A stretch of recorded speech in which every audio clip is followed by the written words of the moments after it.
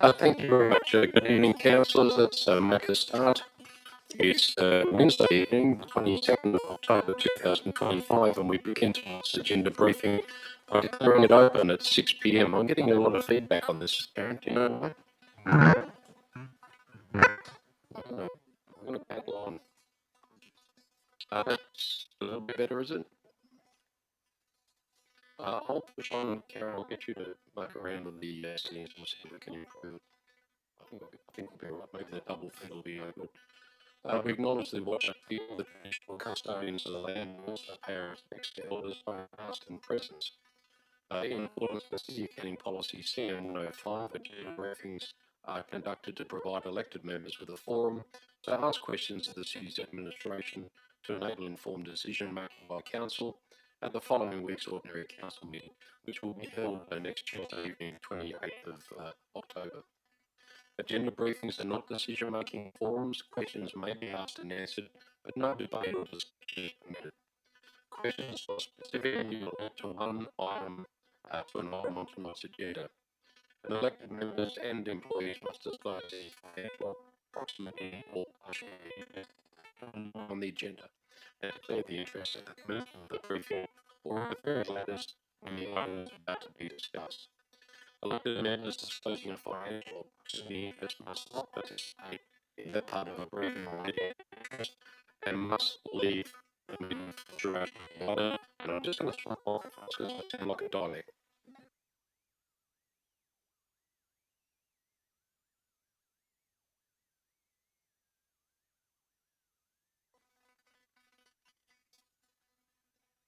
A little bit of tension.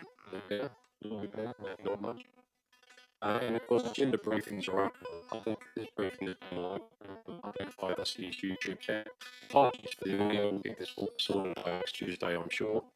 And lastly, please ensure all mobiles are switched off tonight. Councillors, please turn off your mobile phones as in the public gallery. Please switch off mobile phones for the duration of this evening's meeting. As far as attendance is going, we have Councillor Burney's apology for tonight's meeting.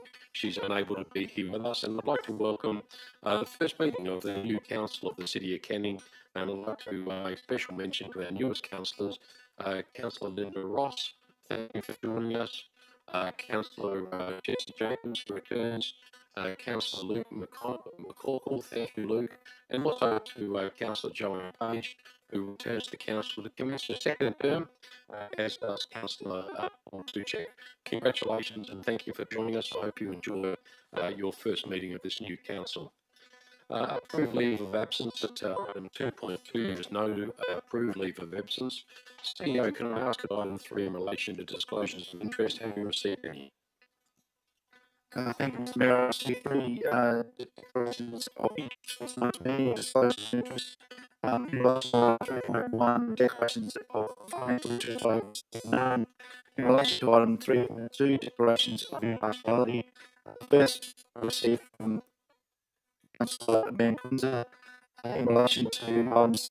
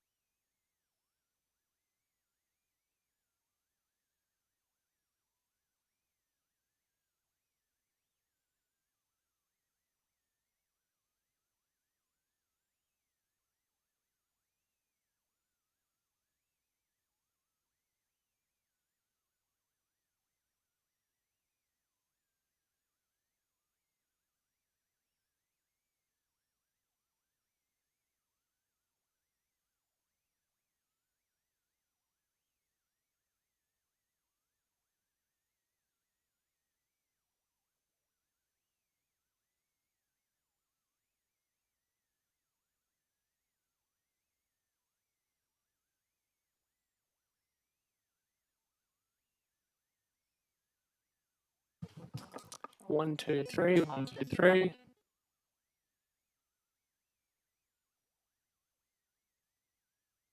Right, I'll invite CEO Michael Littleton to continue. thank you, Mr. Mayor. I'm up to on 3.2, declarations of impartiality.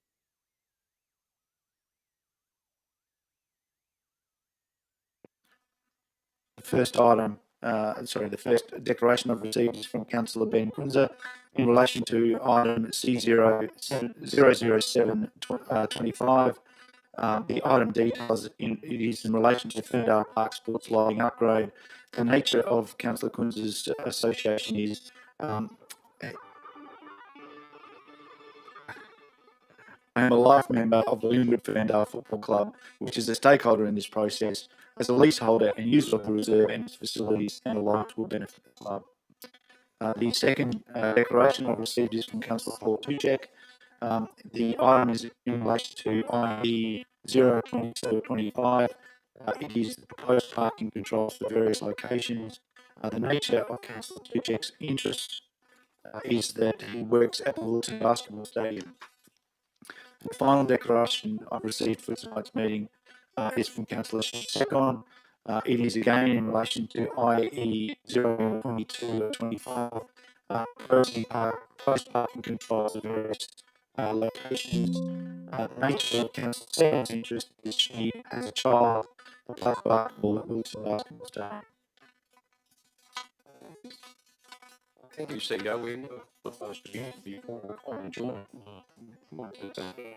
Thank you for the last week. It has improved the audio.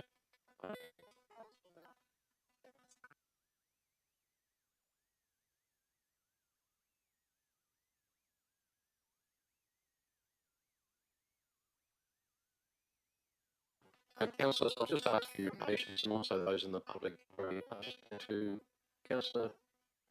We'll come back in just a moment. We're going to do a meeting for 5 minutes until consolidate our assurances for listening to it for you guys. It is us listening to it. So we're going to adjourn for 5 minutes. We'll come immediately back. Just be conversations may be caught up on the video which is being live streamed at the moment. Thank you.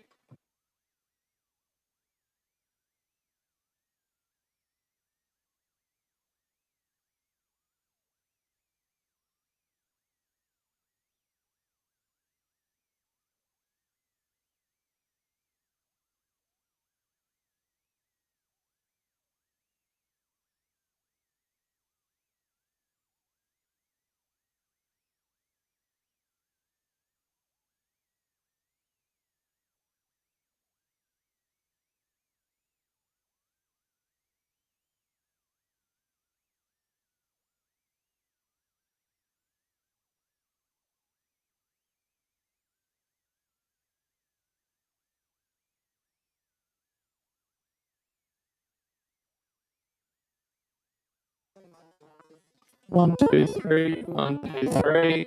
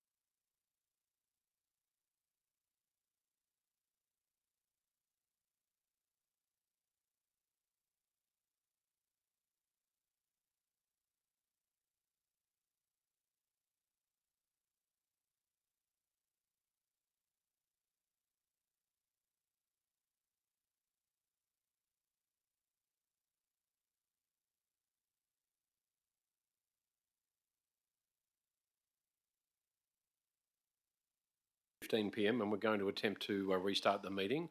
And that sounds better already. Thank you to our staff for dealing with that. Fingers crossed, and we'll just start the live stream.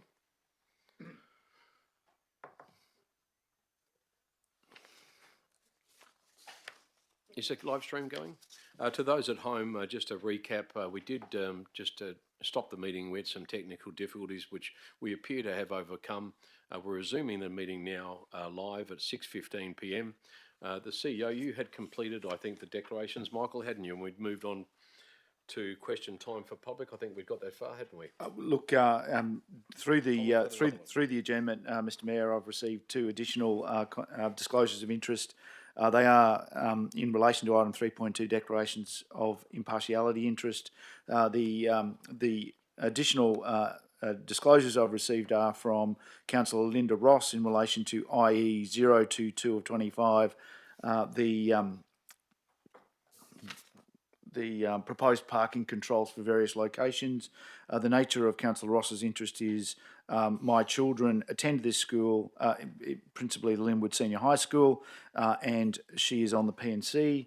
The last declaration of interest I've received is from Councillor Yvonne Rodriguez, again in relation to IE 022 of 25, proposed parking controls for various locations. The nature of Councillor Rodriguez's interest is my son plays basketball at Willerton. Thank you, CEO. Thank you, councillors. We'll move on to item 4, question time for the public. Just at item 4.1, response to previous questions taken on notice. Just to note that responses to previous questions taken on notice will be noted in the ordinary council meeting agenda for next week. Questions from the public. The time set aside for public question time is 15 minutes, which may be extended if necessary. A question must relate to items listed on the agenda paper. And for recording purposes, if you do come forward to ask a question, please state your name and address, your name and suburb, and then proceed to ask your question.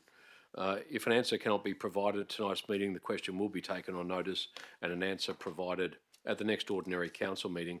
In accordance with policy, members of the public who have registered their interest to ask a question will be called in order that registrations were received. Written questions will precede verbal questions. I'm going to open public question time now. It's 6:18 p.m. We do have a number of questions, the first of which we have 3 questions from Mr. David Coombe of Shelley. Mr. Coombe, I have your questions in front of me. You can actually read them out yourself if you like, or we can read them out and provide you with the answers. Thank you very much. I would read them out simply because when I wrote the questions, they disappeared like that, and I think I've got the notes of the questions. No problem at all. Just introduce yourself to the council and go ahead. My name is David Coombe, and I live in Shelley, specifically in Mosaic Street West in Shelley. These questions, thanks for the opportunity to ask these questions. It's in relation to parking plan P305-1 regarding the placement of no parking signs in the cul-de-sac of Mosaic Street West in Shelley. As a preface, I've lived in the street for 26 years and believe that no substantive traffic flow or access to traffic issues exist, and especially none that would warrant the placing of no parking signs. I would even argue that placement may result in the creation of traffic access and flow problems, and I know that the placement will cause angst and disharmony among the residents most immediately impacted. I believe that residents and visitors to this cul-de-sac are aware of possible flow and access issues and work to mitigate any problems themselves. The questions I ask come out of a sense, not of anger, but of sadness that the council has decided to recommend that no parking signs be erected in the cul-de-sac. So my first question is to ask what empirical data and evidence has been gathered that so strongly impacts the cul-de-sac and its residents that the council feels there is a need for such, as I believe, heavy-handed and punitive action as the placement of no parking signs. Thanks for that. And before I go to Director Bowe will actually answer the question. Just to clarify, you said you're disappointed that the council's made the decision. So just so you know, for clarity, council hasn't made the decision. The city's executive, the administration come to the council, provide us with a report about an action that they believe should happen, then goes to public consultation. Next week on Tuesday, council will then make a decision based on the information that they have in that report and from delegations such as yourself tonight. So just to make it clear, Council hasn't made a decision yet. We will next week, but the matters that are in the agenda are promoted to us and prepared for us by the city's administration. But thank you. Director Bowe. Thank you, Mr. Mayor. Mr. Coombe, your question is somewhat different to the questions that were submitted, but I'll do my best to answer your question in relation. I think I may have gilded the lily somewhat in what I was saying, but the basic question is the same, is just what data and evidence. Sure. Well, certainly the objective here is to preserve safety on the road. The design of this cul-de-sac, you will note, is quite small. Normally a cul-de-sac would have a 15-metre diameter to enable the proper functioning of and traffic movement, specifically for large vehicles such as our waste trucks and other service vehicles generally require that diameter to be preserved in the cul-de-sac head. So whilst we did undertake consultation, it was only as a result of a recent change to our local law which required us to undertake consultation previously as of right, and to preserve the safety and the movement of vehicles at that cul-de-sac, we would have been able to proactively go and install the no parking and the restriction signs in that cul-de-sac. So out of courtesy, we did engage with the residents, and your further question relates to the number of support and not support, and I'll just deal with that one now whilst I can. There are frequently, often, differences of opinion from residents when we undertake consultation, and certainly 3 to 1 would not indicate to the city, who are basing our decision to recommend to council on preserving the safety of and the performance of that cul-de-sac. So that's probably in answer to your other question, which you mentioned about the 3 versus 1 and the 11 people that were consulted directly. Just your second question? That basically was my second question. Oh, okay. Just your third question. In relation to those responses, I just think out of a number of 3 responses out of 11 letters that were against, I would have thought that may have inclined the council to do further consultation. And the final question then is, I think you may have mitigated that already by saying about the size of the cul-de-sac, but I was just wondering if that is the concern of the council. Will this be appropriately directed to other cul-de-sacs in the City of Canning? Director Bowe, that's already occurred, I think, hasn't it? A number of... Yeah, absolutely, Mr. Mayor, and thank you, Mr. Coombe. Generally, parking in cul-de-sacs is not permitted in the city anyway, and as you're aware, immediately adjacent on Mosaic Street East, there are already restrictions in place on the same principle that we're proposing to install the restrictions on Mosaic Street West to preserve the movement and the functionality of that cul-de-sac and to enable our service vehicles to get in there. You'd be aware that our waste collection trucks take 3-point turns in that cul-de-sac to try and service the residents in that space. So that's the basis that we're making those recommendations. Mr. Coombe, thanks for coming down tonight. Your 2 ward councillors are here making notes as you speak, so I'd encourage you to maybe get in contact with them during the week. Council's yet to make a decision on the matter. It'll come up next Tuesday evening, so but I very much appreciate you coming down and addressing council tonight, and thank you for doing it so well. Thank you very much. Thank you. Are there any further questions from those in the public gallery before we move on?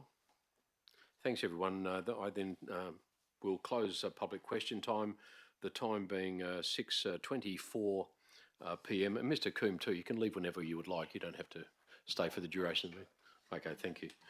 At item 4.3, deputations, we have no deputations this evening. At item 5, items brought forward for the convenience of those in the public gallery, there are none. Reports of committee meetings, the recommendations from the Audit and Risk Committee meeting held back on the 24th of September 2025. That will be presented to next week's ordinary council meeting. The first of the reports under discussion this evening will be from Mr. Michael Littleton, the Chief Executive Officer. It's item 7.1. The title of the report is Election of Duty of Deputy Mayor 2025 to 2027. It's OC 012 of 25. The officer's recommendation is before you. There's probably no need to discuss it unless somebody wishes to ask a question, but I would urge anybody seeking to nominate for Deputy Mayor to do so forthwith. Any questions on that item before we move on? Thank you, councillors. We'll move to the next item, which is OC 013 of 25, and that is the appointment of members to committees and external organisations. You'll see in the agenda papers, I believe, that a number of councillors have already nominated for external committees and organisations. I would urge you to read through the list and send your requirements through to your request through to Ms Cornish at Governance or through to the CEO in writing forthwith. As soon as these committees are actually full and we have a sufficient number of nominations, we will probably move on, but that doesn't mean that you certainly can't nominate. So please, if you haven't already done so, have a look through that agenda item and make sure you take the opportunity to nominate for those. That having been said, are there any questions from the floor in relation to any of those committees or positions? None. Thank you very much, councillors. We shall then move on to OC 014 of 25, the title of the report being Lease Renewal, Queen's Park Soccer and Social Club Incorporated. The officer's recommendation is on screen. It also appears on page 32 of tonight's agenda. Are there any questions from the floor in relation to the Queen's Park Soccer and Social Club lease renewal? Yes, Councillor Secon.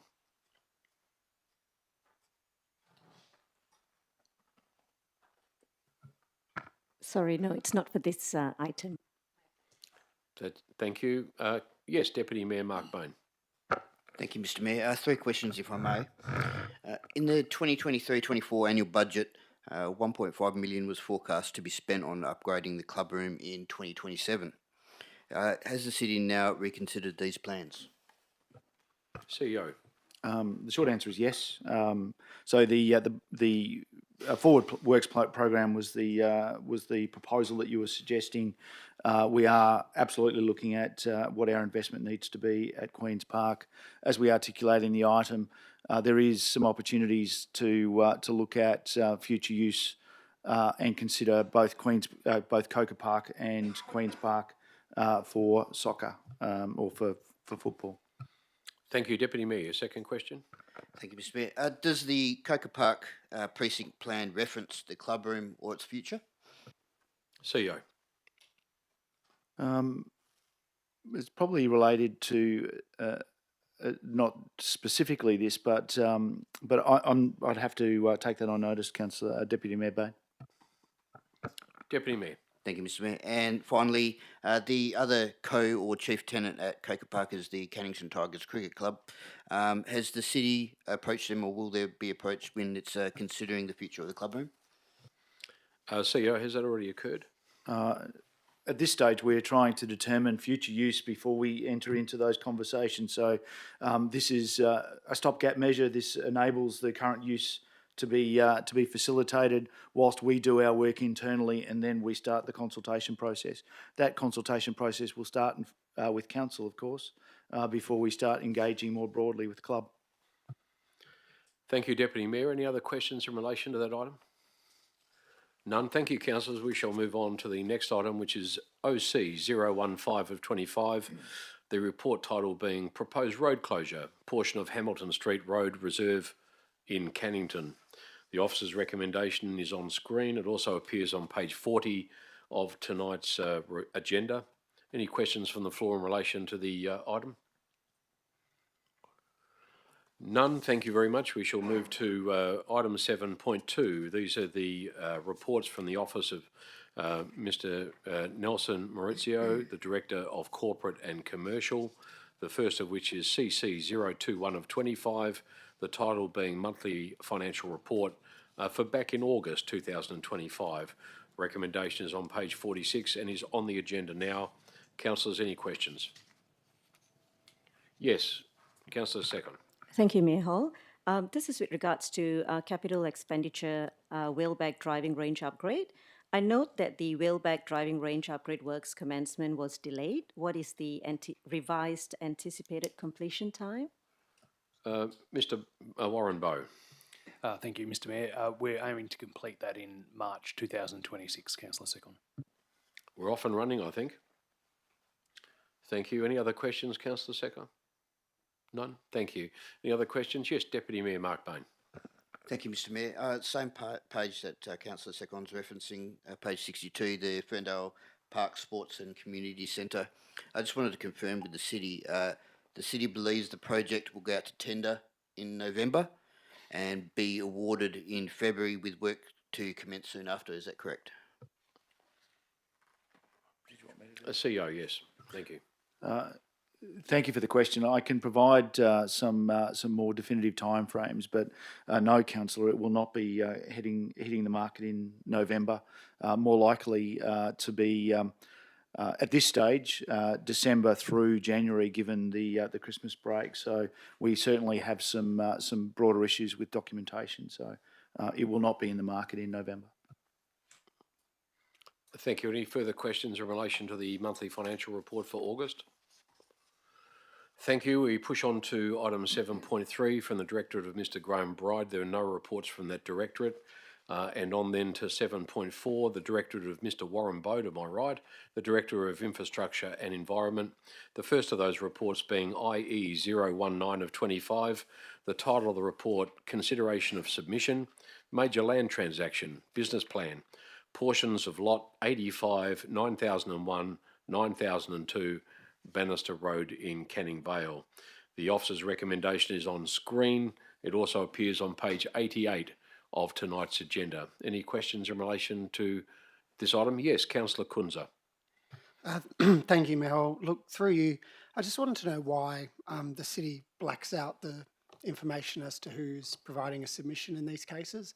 I don't like it. Surely it's not confidential, and it provides important context as to who's raising the concerns. Director Bowe. Thank you, Mr Mayor. I think it's just a matter of protecting the privacy of the individual, Mr Mayor, but I'm happy to confer with governance and provide probably a more technical or statutory response regarding the statutory obligations on that. Do we, Councillor Kunza, sorry, do you have a follow-up question? Yeah, I was just going to ask if there's, do people request confidentiality, or is it, as you just mentioned, there's statutory obligation, or do we advise people that it will be confidential? Often we provide information on other cases. Mr Bowe. I'm happy to take that on notice, Mr Mayor. Thank you, Councillor Kunza. We'll get an answer back to you on that, and I share your concern. Any other questions, councillors, in relation to the land transaction item, Bannister Road, Canning Vale? Yes, Deputy Mayor. Thank you, Mr Mayor. Should Regroup opt to exercise option 2, does that, does the city reserve the option 2 if it wishes lease the waste composting and FOGO facilities to another service provider? Mr Bowe. We would have the ability to consider that at that particular time, Deputy Mayor. We don't have any preconceived position on that, and we'd await to the notification via Regroup. Thank you. Any further questions? Thank you, councillors. The next item is IE 020 of 25. The title of this report is Request for Proposal RFP 03/2025, Provision of Waste Management Services, RE Group Proprietary Limited, and the City of Canning. The offer's recommendation is on screen. It also appears on page 99 of tonight's agenda. Any questions in relation to this item? No questions. Thank you, councillors. We shall push on to IE 021 of 25. The title of the report being Metronet Victoria Park Canning Level Crossing Removal Project, Public Open Space Licence and Funding Agreements. The officer's recommendation is on page 105 and also appears on screen in front of you. Councillors, any questions? Councillor Joanne Page, yes. Thank you, Mayor Hall. Will there be a transfer of the warranties for the park and exercise equipment that's been installed to the City of Canning? There's heads nodding to my left. Director Bowe? I believe so, Mr Mayor. We're happy to take that on notice and provide a formal response. We'll give you a formal response. We'll take that on notice. Any other questions in relation to the public open space? Councillor Joanne Page, continue. I understand that there was some landscaping that was delayed till 2020, 6 for the planting season, will that be delivering? Who will be delivering that landscaping? Will it be us? Will it be an external provider? We've missed the planning window of opportunity, I think, haven't we? What is actually happening there, Director Bo? Yes, we did, unfortunately, Mr Mayor, and as per the report, there was a couple of the public open space infrastructure elements which weren't completed in the timeframe and still remain outstanding. And by negotiation, we felt it best that the time and effort and resources weren't wasted in planting in October. So we've agreed that that can be done in winter next year. At this stage, it will be undertaken by the Allure Alliance, but we'll probably maintain dialogue with them and arrive at the best outcome at that particular time. Thank you. Any further questions? No, thank you. Councillor Shen Second. Thank you, Mayor Hall. Is there a possibility of ongoing funding to be provided to the city for the upkeep beyond the initial 5 years? I think I'll let the director sort that out. The answer is a no, I think. I wouldn't think so, Mr Mayor and Councillor Second. No.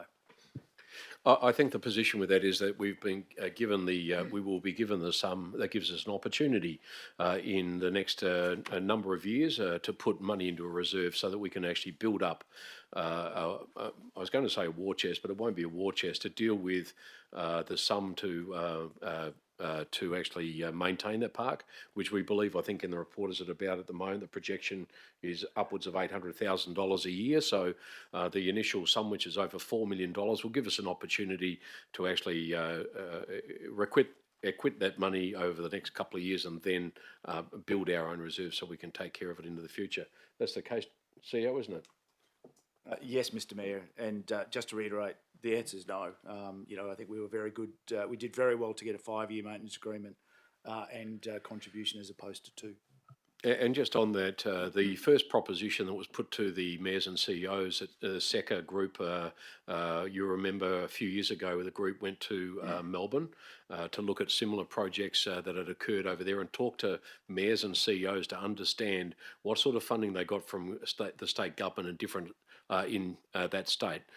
We worked very hard, especially the CEO group and the SECA mayors, to work with the PTA and state government, and that position was moved from 2 years of maintenance to 5 years, which is an incredible outcome, far greater than what we initially started with. So we're really pleased with that as an outcome. So it's up to us now to budget for the rest of it. But obviously the benefit to our community is extraordinary. So really grateful for the government's investment. But again, the answer is no. Thank you. Any further questions on that item? Thank you, councillors. The next item, therefore, will be IE 022 of 25. The title being Proposed Parking Controls for Various Locations, and there are various locations. The officer's recommendation appears on screen. It also appears on page 117 of tonight's agenda. Are there any questions in relation to this item? Yes, Councillor Ross. My question just relates to the Linwood High School changes. Over the last week, there have been crosswalk guards and attendants at the High Road intersection, not the Metcalfe part of the road. Are they going to be staying there for a long haul while these changes are happening and then afterwards, or are they just there temporarily engaging the traffic? Director Bo. Thank you, Mr Mayor. The traffic wardens aren't the domain of the city, but we can make some inquiries for you, Councillor Ross, and both speaking with the school as well and get back to you. Thank you. Any further questions? Thank you. Councillor Page, yes. Thank you, Mr Mayor. If 15-metre diameter of a turning circle, what is the diameter of Mosaic Road West cul-de-sac? Director Bo, you're able to provide a little bit more narrative there? I can. Thank you, Mr Mayor. It's 14. Yes, Councillor Kunza. Thank you, Mayor Hall. Through you to Director Bo, on the same change to Mosaic Street. I was just wondering, following Mr Combs' question, and you touched upon that many of the cul-de-sacs have no parking. My understanding is some local governments have it part of their local law that cul-de-sacs there are no parking. I'm just wondering why, in regard to uniformity, why we don't just do that to provide consistency. Director Bo. That's a good question, Councillor Conza. And He only asked good questions, Director Bow. and myself and Manager Troy Bosich will do some research as to where and why that shift happened here at the City of Canning. Take it on notice. Thank you. Councillor Kunz, anything further? Thank you.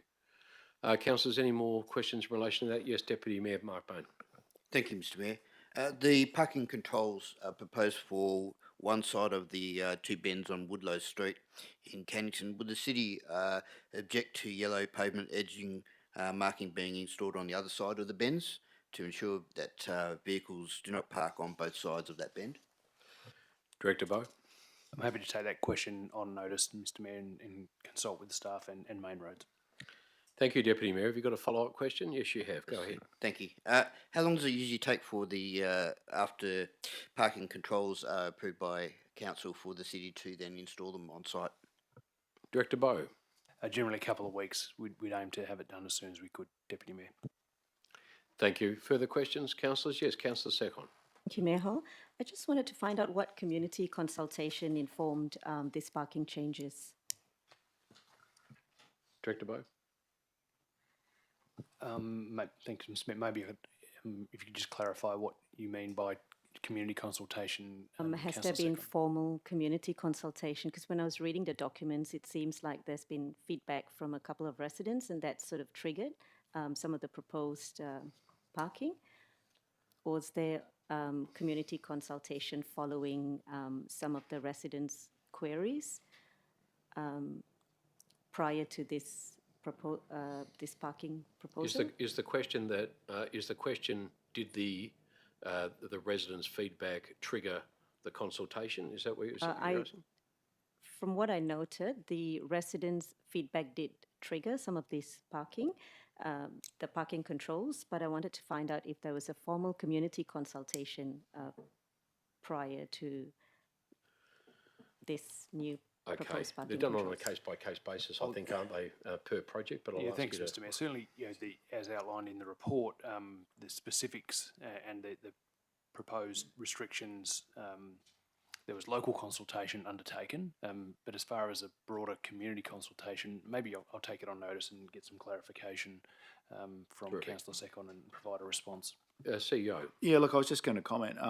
There is the consultation identified in the report, Councillor Secon. Are you suggesting that that's not sufficient? Because I appreciate that in some of them we stipulate, as in Linwood Senior High School, no consultation was undertaken, but in the vast majority there has been specific consultation. Are you looking for more as opposed to that? Just in reference to like the Willetton Library and Willetton Basketball Stadium, I note that we have consulted with Willetton Basketball and Willetton Library staff.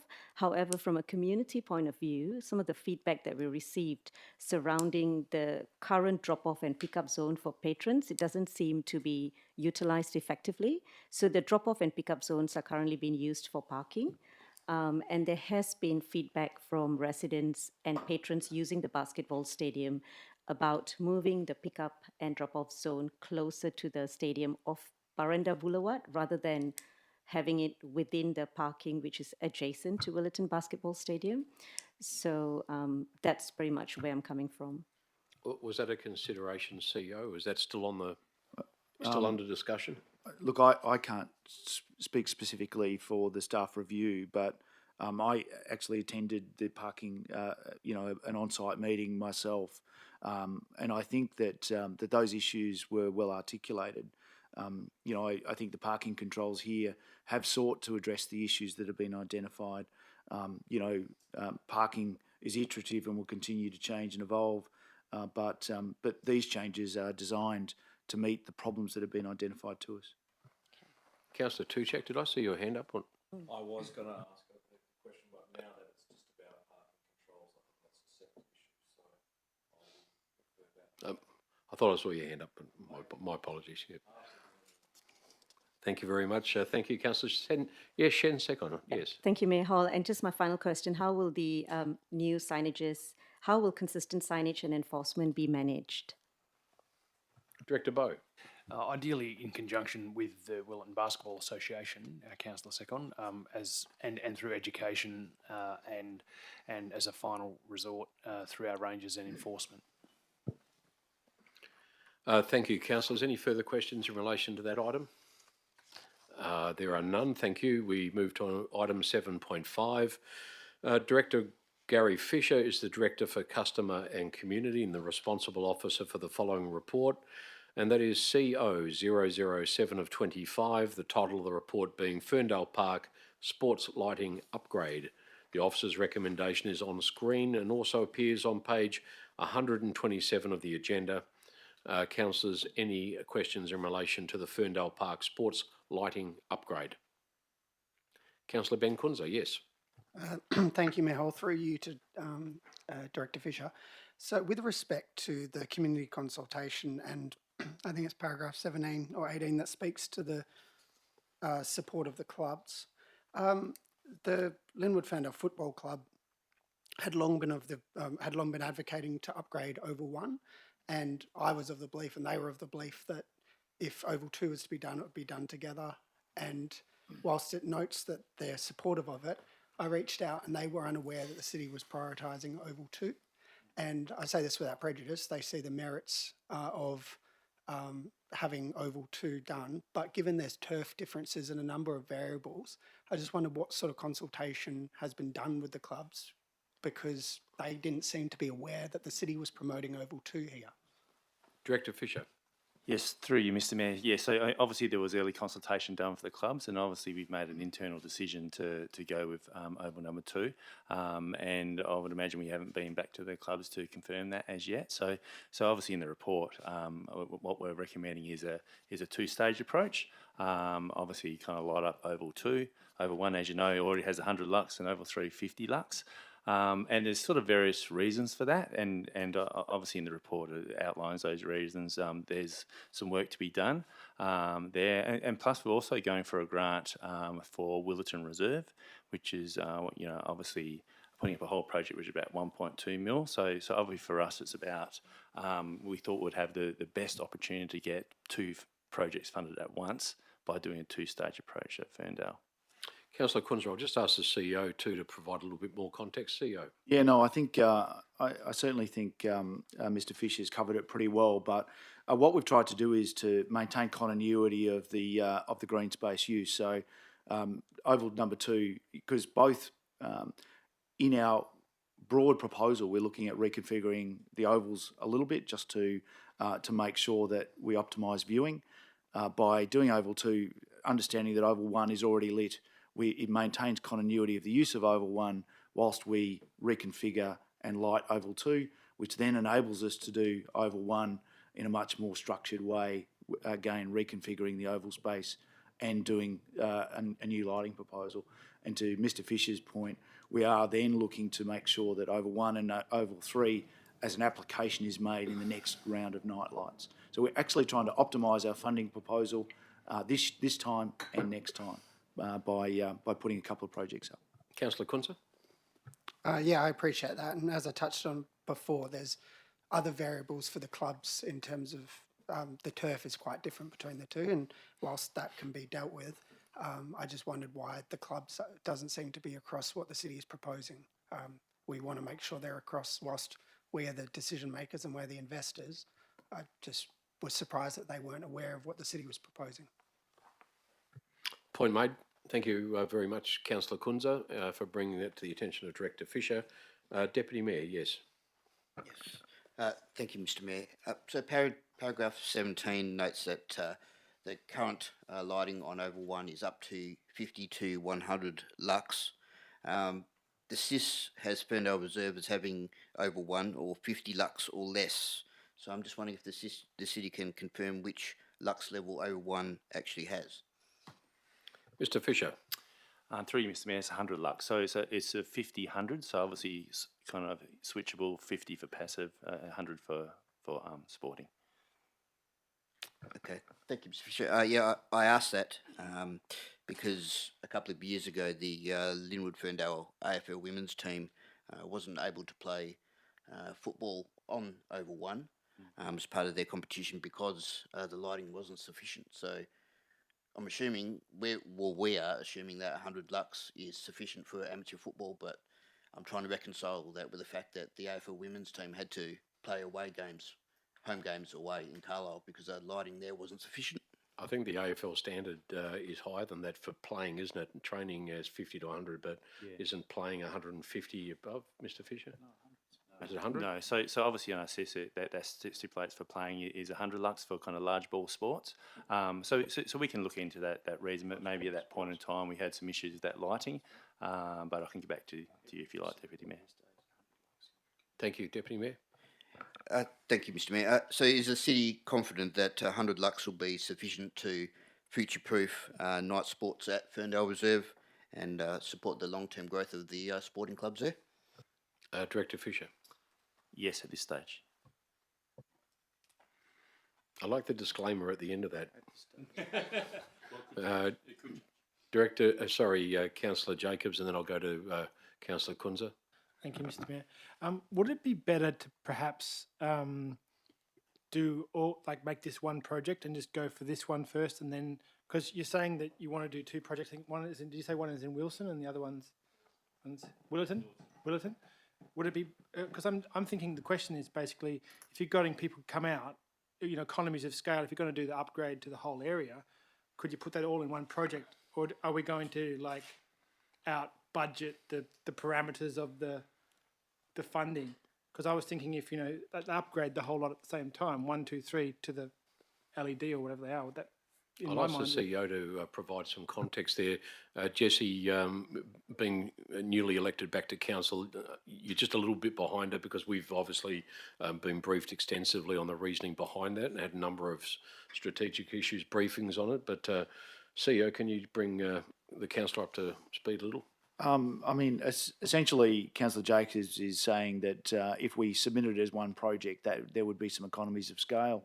That may eventuate. However, we do lighting projects fairly regularly. In fact, we try to do them every year.